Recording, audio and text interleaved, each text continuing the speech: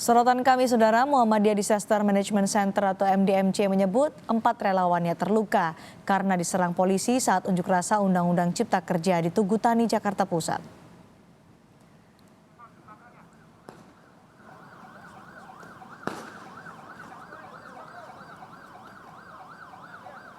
Saat itu keempatnya menjadi relawan medis bagi demonstran yang membutuhkan pertolongan. Mereka kini masih dirawat jalan.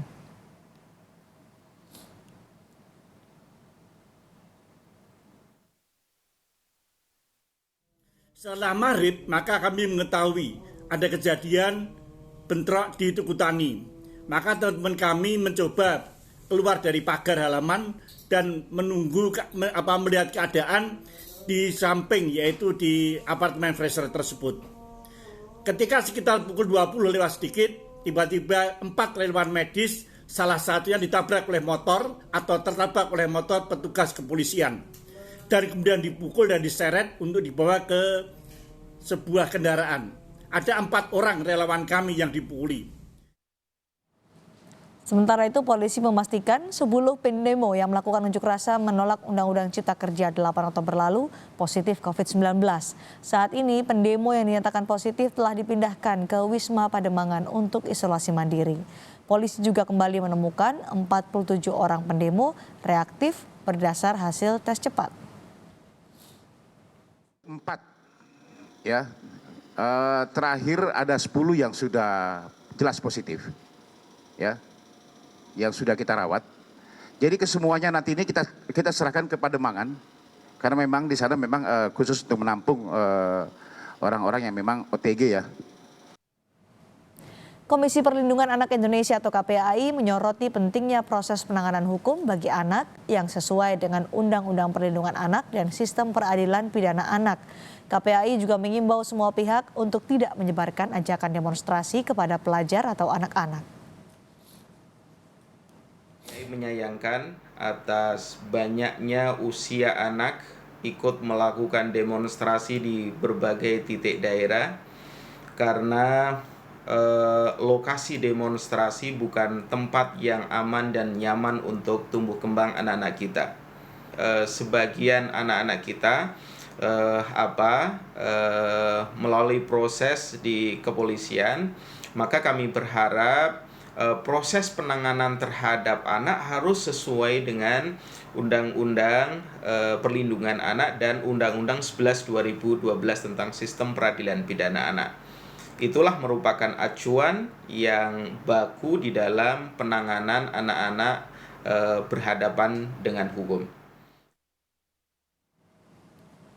Menanggapi banyaknya pelajar yang ikut unjuk rasa menolak Undang-Undang Cipta Kerja, Gubernur DKI Jakarta Anies Baswedan menilai sudah tidak zaman pelajar yang bermasalah dikeluarkan dari sekolah.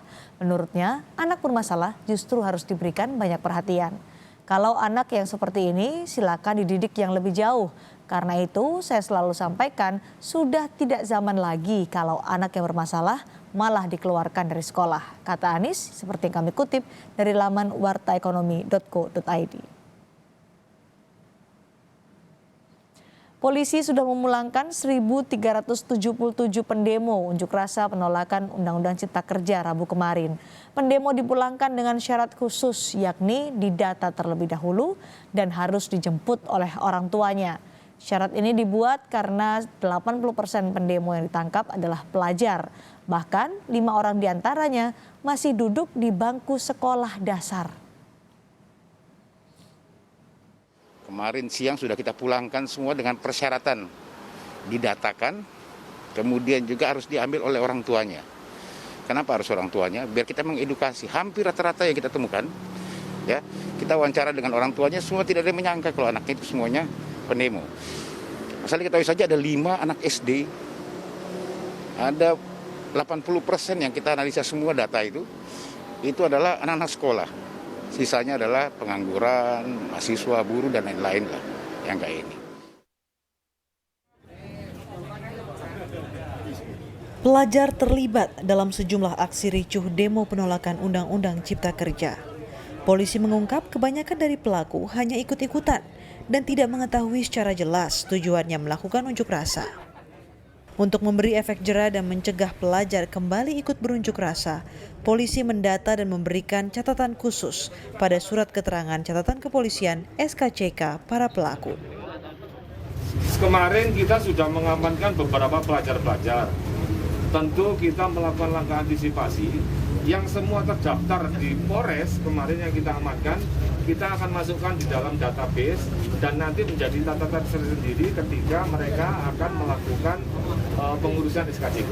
Ini menjadi catatan tersendiri kepada mereka-mereka. Makanya saya mengimbau kepada teman-teman pelajar melakukan hal yang tolong dipikirkan kembali, jangan sampai apa yang dilakukan menjadi catatan kepolisian nanti dalam melakukan pengurusan SKCK.